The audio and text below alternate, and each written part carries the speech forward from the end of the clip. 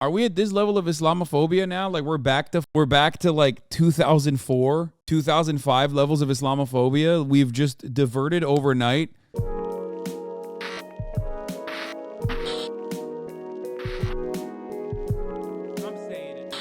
This is from 2 years ago. As two countries at war, with this one, a state for Jewish people, occupying this one here, where Palestinians live. The truth is, both Israeli Jews and Palestinians live all over this territory, ruled by one government and one army, based on the idea of advancing the supremacy and domination of one group of people, Jews. And that is what guides its policies and its practices towards Palestinians. In other words, apartheid.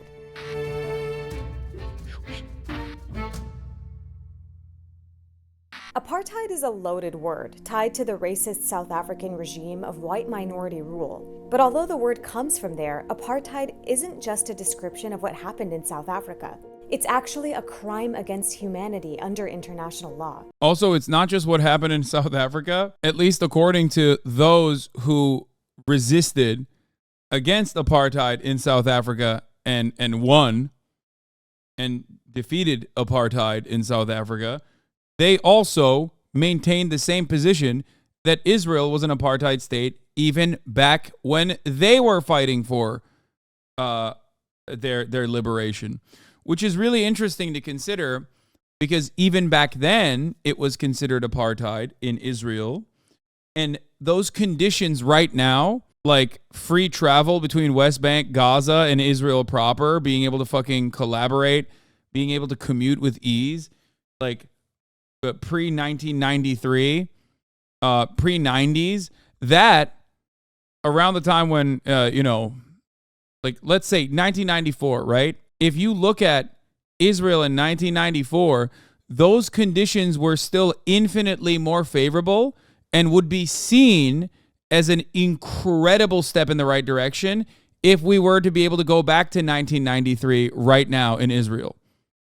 If tomorrow we went back to 1993 rules in Israel, it would be seen as a major fucking step in the right direction, a major step in the direction of peace. The reason why I mention that is because even back then, those who were resisting apartheid in South Africa considered those conditions to be apartheid in Israel as well. Was that before they started suicide bombing small shops? Yes, it is. And when you say who was doing that, I think you should remember who was doing that.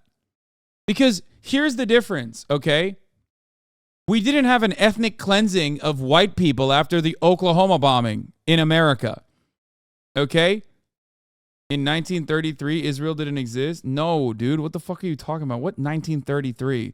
No, 1993. Chatter, clear out your fucking ears. 1993. People go, oh, dude, well, they fucking did suicide bombings, okay? The first intifada was not fought with that. It was fought with rocks.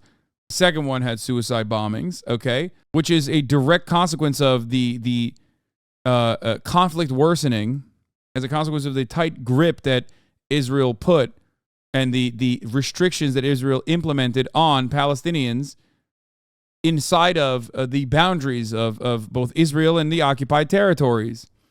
Now, what you have to contend with here, what you have to recognize is that in the United States of America, when American citizens engage in an act of terrorism, okay, suicide bombing or some kind of fucking act of terror, we don't just immediately pack it up. We don't go, all right, every white person is now going to jail automatically. Every white person is now partitioned into ghettos, okay? We don't do that. Only if you treat certain citizens as second-class citizens do you get away with doing something like that.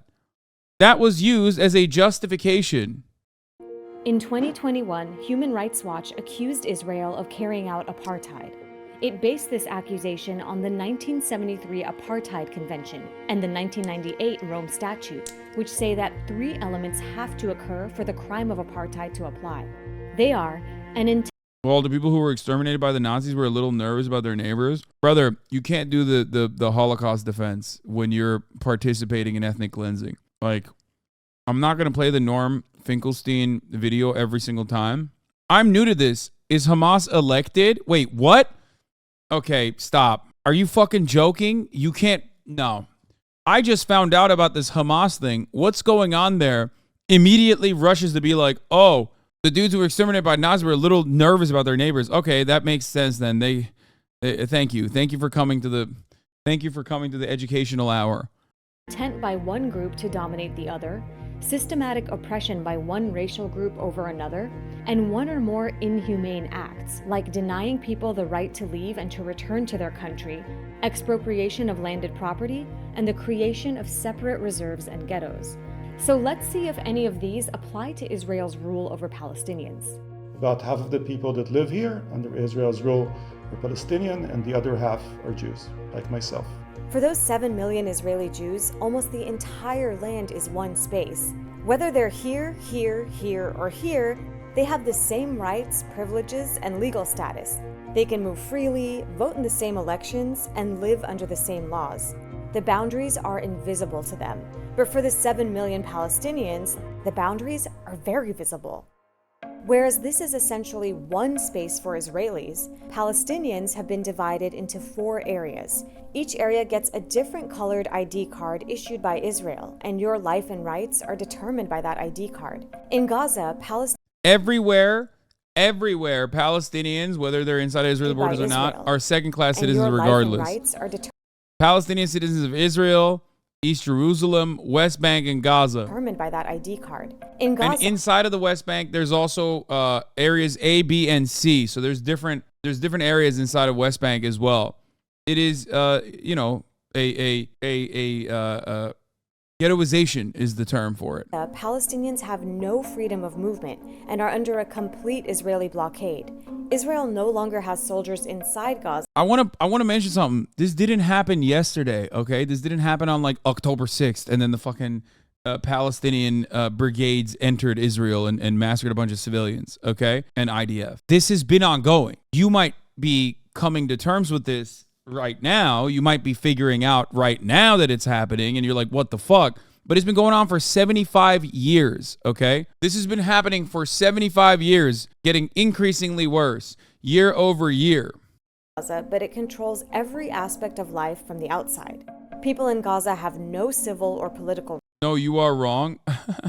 Yeah, I have Palestinian friends who carry the Israeli passport. It was crazy for me to comprehend. No, you are wrong. Rights. They've got no say in the Israeli government that controls them. Palestinians in the West Bank also have very limited freedom of movement, with their population divided into 165 disconnected cantons, cut off by Israeli military checkpoints, walls, settlements, and other infrastructure.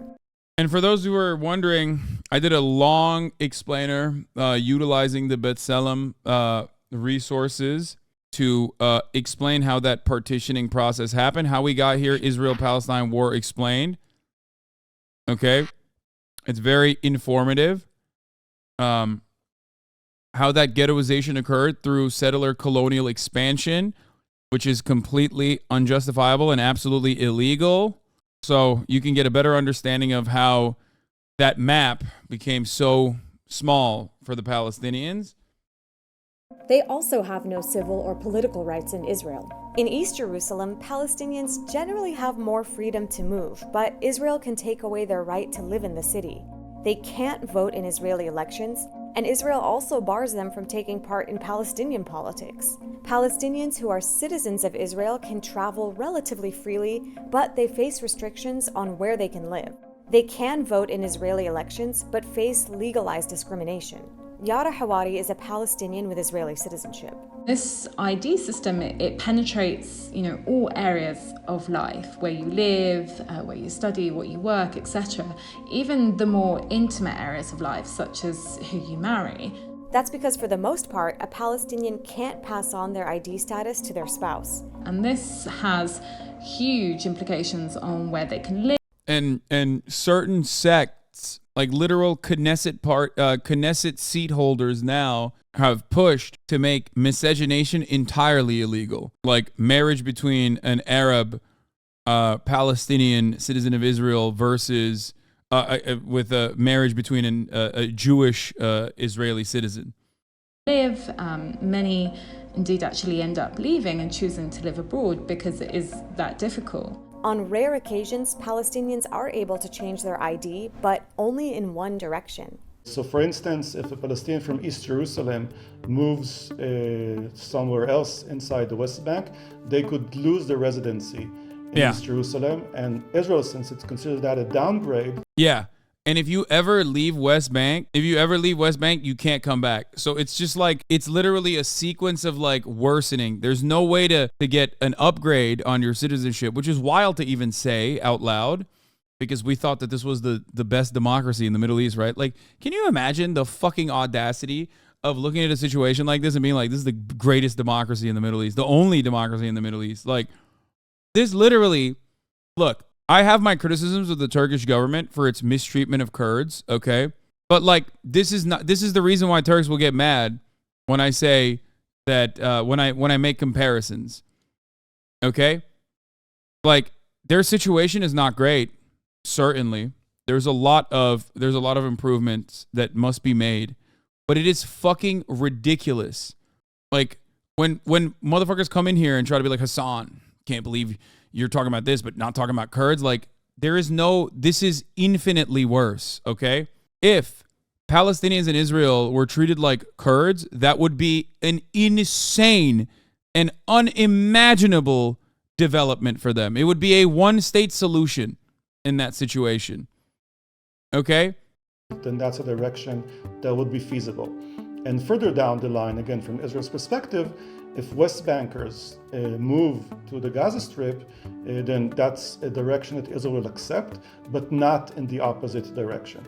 So while Palestinians are granted different rights based on their IDs, nowhere do those rights match those of Israeli Jews. Looks like we can check off at least one of the elements required for apartheid to apply. When Israel was founded in 1948, 700,000 Palestinians had fled or been forced out. The result was that the new state had a Jewish majority. To maintain that majority, Israel has never allowed the refugees to return. The Palestinians who remain. How is this infinitely worse than any Muslim country? In every Muslim country, non-Muslim population goes to 1% numbers in a few generations. Wait, what? No freedom of movement? Didn't they have 20,000 people moving around every day from Gaza? Wow, dude. 2 million people. 20,000 people were allowed to move every day from Gaza under a permit regime. That's so sick. That's so fire. Hey, you should tell the people in Gaza, you should go visit Gaza, see how easily you can get in, and see how great the conditions are with your own two eyes, okay? I don't know if you'll maintain both eyes by the end of it, but... And also this notion that like in every Muslim country, the non-Muslim population goes to less than 1% numbers in a few generations is also false, is fucking stupid. Like, their logs have been horrible. I've been waiting for you to roll them. Why? What have they been saying? China, USA, and Russia terrorize and annex so much land. Why don't you just let the Jews have a small patch of land in the desert? Liberals overuse ethnical... Oh, this is the ethnical cleansing guy. Yeah, but everyone always hated the Jews. Didn't they have 20,000 people moving around every day in Gaza? How is this infinitely worse than any Muslim country? In every Muslim country, the non-Muslim population goes less than 1% in a few generations. Those are statistics I've pretty much only seen from white supremacists on 4chan. Yeah, it's really cool stuff. The ethnical cleansing guy. Ethnical Eddie. Ethnical Andy. Yeah, really fucked up. Every Muslim country is like that. Every single one. Totally. Don't look at any of the demographics in other Muslim nations, please. If they come from an Arab country, they become Muslims by their choice. No one can force that. What? Check the 1815 message. I mean, as per their legal Islamic rights, they are allowed to kill all non-believers. KEKW. Okay, dude. Fucking gross. Egypt, Jordan, Lebanon, and Syria have large Christian minority populations. Dude, don't worry about that. No, this guy's right. It's actually 1% everywhere. Remained were given Israeli citizenship, although they were kept under strict military rule for 19. Bros, is it not true? Bro, oh God. Aaron, not Iran. Should I take this seriously? I don't know. I like, are we at this level of Islamophobia? Are we at this level of Islamophobia now? Like, we're back to like 2004, 2005 levels of Islamophobia. We've just diverted overnight to being like I can't wait. I can't wait for this motherfucker to immediately hit me with the top of the hour ad break and tell me that at the top of the hour there's a 3-minute ad break and the Prophet Muhammad had like a 13-year-old wife or some shit. A classic. Yeah. And Sharia law is actually sweeping the nation. Guys, it's happening, okay? At the top of the hour, there's a 3-minute ad break. That is Sharia law. You no longer want to see those ads. By Allah, you must subscribe for $5 or for free. Abidos Inc. and Grizzle the Maggie, thank you for the 5 to the subs. I mean, a lot of people were Islamophobic, and I feel like they put that on pause for a little bit. I don't know what happened, but can we go back to that? Can you put the Islamophobia on pause again?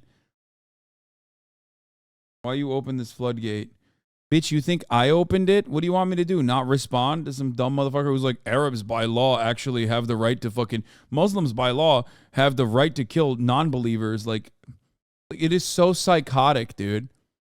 How do you live in a world like that? Like, do you... So what do you think? Like, Dearborn, Michigan is going to do fucking pogroms in Ann Arbor? Like, what is going on in your head? Like, what do you think is happening? Like, you think just always Arabs are and Muslims in general are in a constant state of just like fucking killing everybody? Insane. 18 years. But in 1967, when Israel occupied more lands, including Gaza, the West Bank, and East Jerusalem, it faced a problem. It wanted the land, but didn't want the Palestinians on that land. So it's refused to extend citizenship to the rest of the Palestinians under its control, while keeping them under military rule ever since.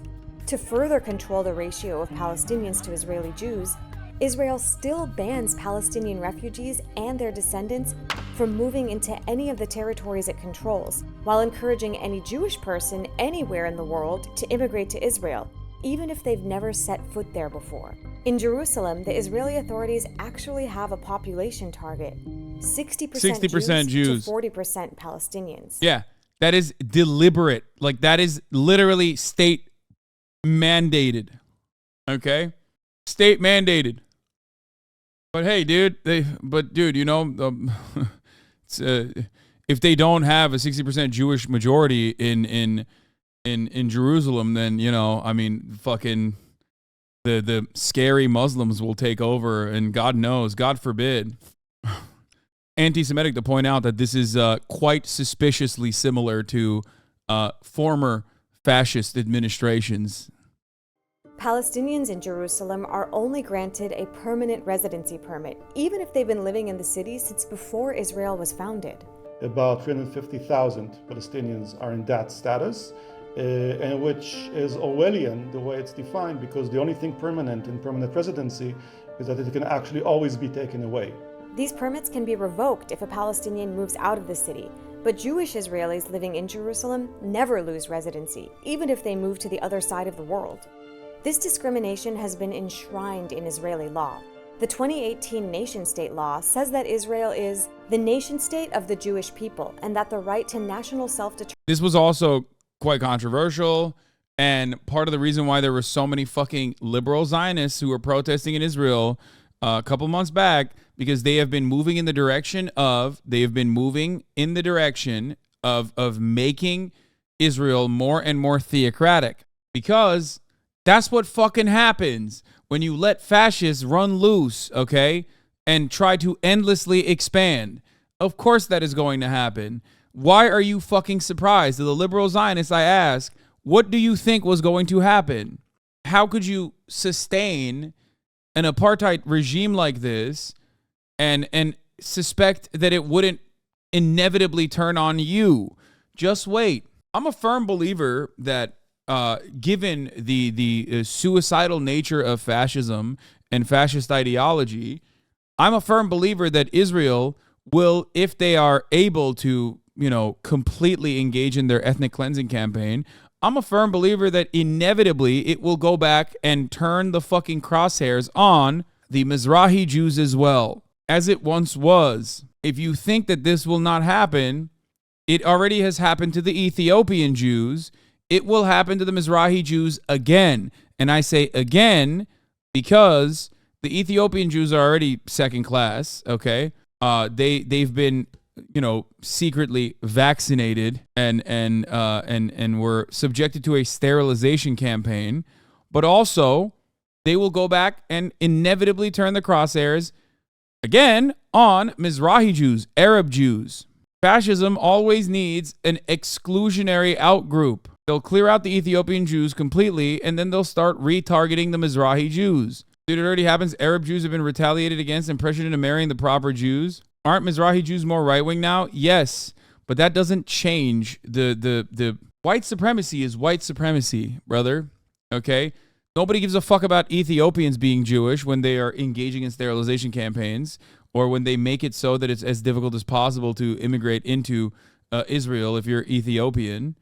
Okay? So there's that. You mean Ashkenazi Jews, Mizrahi are the majority population in thought? I thought, no. It doesn't matter. Are you going to tell me that a minority can't fucking rule over a majority in Israel? Really? Ashkenazi Jews are the white Jews, European Jews. Okay?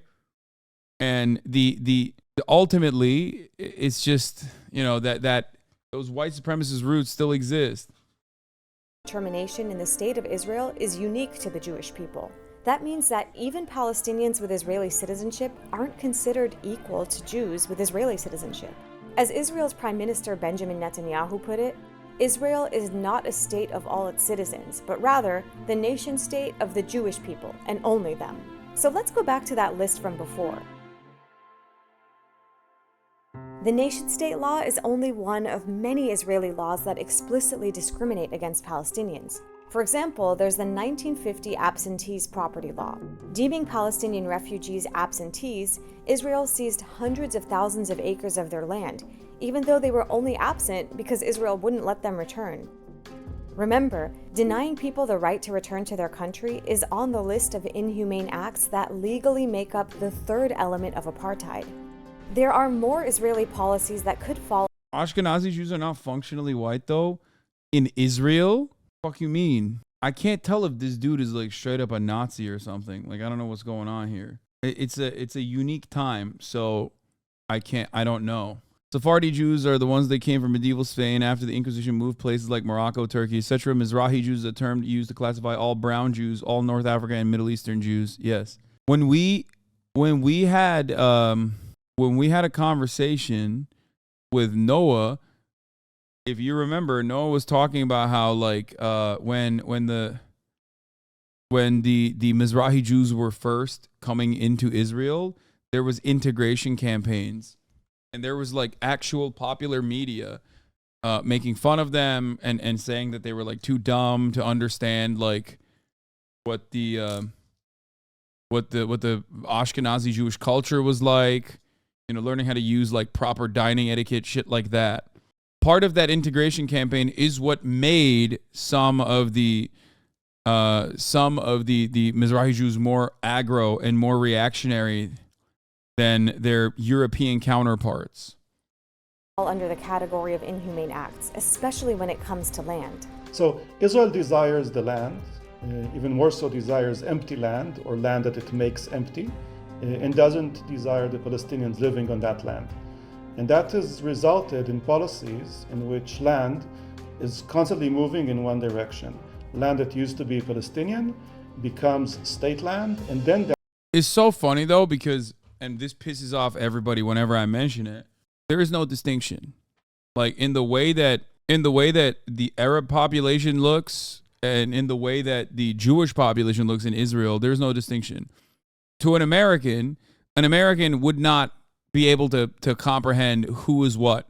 There are super white looking Arabs and Muslims, and then there are, because of the Ottoman Empire, there are super white looking Arabs and Muslims, and there are super brown Arab looking Jews. You literally cannot fucking tell. They're Semitic people. That land is allocated for the development of towns and communities for Jewish citizens. And yes, expropriation of land is also an inhumane act. So let's see what that looks like on the ground. Across the entire territory, Palestinian communities are overcrowded and surrounded by Jewish-only communities. It's the same type of practice of encircling Palestinian communities so that they can't expand, cutting them off from one another. It's a continuous practice that began in 1948 and was expanded to the West Bank in 1967. The Israeli state prioritizes Jewish development in places where it wants to restrict the growth of Palestinian communities, with the government keen to Judaize areas like the Galilee and the Negev. Israeli politicians frequently use that term to Judaize an area, in other words, to ensure Israeli Jewish dominance in a particular area, where the government has a concern over the Palestinian demography. And there were white Arabs in the region. Ottomans had nothing to do with white Arabs. Yes, you are right about that. I apologize. I meant like due to the Ottoman Empire being incredibly diverse, there was a reason why I look the way that I do, and then my uncle Jank looks the way that he does. I am pretty white passing. I'm white. He, not so much, right? Think about that. We're in the same fucking family. in any other context, this would be condemned as, gross ethnic engineering. It's in its basic laws, which is essentially the Israeli constitution. The land is deemed for the Jewish people, not the Israeli people, but the Jewish people. In fact, only 3% of the land inside Israel's 1948 borders is allocated for its Palestinian citizens. Meanwhile, hundreds of new communities have been built for its Jewish citizens, many on the ruins of destroyed Palestinian villages. Plus, there's the 200 illegal Jewish settlements that have been built across the West Bank as well. At the same time, thousands of Palestinian homes have been demolished or are under threat of demolition, having been built without permits because Israel rejects most Palestinian building applications. Meanwhile, in the Negev desert, the Israeli government wants to maximize the land available for Jewish development. So it has tried to force Palestinian Bedouin citizens into small townships by demolishing their homes and not allowing them to connect to the water and power grids. One village, El Araqib, has been demolished more than 180 times. Now, just across the Green Line, a similar struggle is taking place in the village of Susia, which is in the West Bank, just south of Hebron. And it too has faced... It's really sad. A lot of those dudes do not have amenities that other Israeli citizens have amenities to. And they're purposely kept behind, which is insane. No access to clean water, no schooling structure, no bomb shelters. And when you don't have bomb shelters, for example, and bombs and Hamas is like dropping bombs in the region, you have no way to protect yourself from, you have the Iron Dome, but you have no real way to protect yourself from the bombs that keep falling and the ones that the Iron Dome can't catch. Really fucked up. Hasanabi, are you white passing? How are you white passing? It's not just about skin color. You don't look white. Your facial features also plays a role. You can tell the difference between Ashkenazi Jews and Arabs, though. How are you white passing? Okay, bro. My dude, can we not do phrenology? Like, I think it's more simple than that, but Adam uzmanlık abi. A series of mass demolitions by authorities in an attempt to establish Israeli Jewish control over the area. Looks like we can check off another one of the criteria for apartheid. Israel has total control of this entire territory. Even in Gaza and the West Bank, which have some limited autonomous Palestinian administration in place, Israel controls the borders, trade, resources, water, electricity, the airspace, the electromagnetic spectrum, the population registry, and more. Accusing a government of carrying out a crime against humanity like apartheid is no simple matter. I'm so glad that these guys train all American cops, by the way. It's pretty sick. Like, it's pretty fire that these guys train pretty much every fucking cop in America at a certain point. But we've seen how Israel's control over and discrimination against Palestinians fits the legal threshold for apartheid. Israel's own leaders knew this was happening, although they didn't do much to stop it. The state that you have at the moment is an apartheid state, isn't it? It's not yet apartheid, but it might come on this slippery slope toward the Oh, wow. Okay. apartheid. Still, how could apartheid apply to Israel when, say, Palestinian citizens can vote? So as a Palestinian citizen of Israel, I cannot question the fundamental constitution of Israel, which says that the state is for the Jewish people and the Jewish people alone. My citizenship doesn't allow for inclusion in that state. And so therefore, participation in Israeli elections or in the Knesset is really nominal and has no potential to change policy. Another argument against the accusation of apartheid is that the occupation is only temporary, and when it ends, Palestinians will rule themselves. Normal people don't think that 54 years is temporary. We've passed that line already a very long time ago. And yeah, there's a lot of Israeli propaganda insisting on that worldview of democracy plus temporary occupation. No, it's not a democracy and it's not a temporary occupation. It's one regime. Guys, it's temporary for 75 years. You know, the longest running apartheid state, you know, just bro, please, one more lane on the highway and all of our traffic problems will be solved. Just one more year of apartheid and like all of a sudden magically it will perish, dude. I promise. Between the river and the sea, and that regime is apartheid. Anyway, I feel like it's hard to live with this reality, right? Like, I mean, I hope I have helped open up the eyes of many people in here that had no fucking clue that this shit was going on. So any type of conversation that we have about Israel has to be seen from this framework. It's wild that like an accurate assessment of history and how the Israeli state was developed is, in the eyes of many people who want to maintain the apartheid regime, seen as propaganda or loving terrorism and terrorists. I believe, and back in the day, I used to say this all the time, there's two people that like, if you give unconditional support to, I feel like, actually one more than the other even, I feel like if you speak out against the atrocities that Palestinian people are subjected to in the Western world, that was a good metric for me to assume that you're with it. You're with the cause. You're an empathetic person. Because not like people don't know about it. People don't want to inform themselves on it. You know what I mean?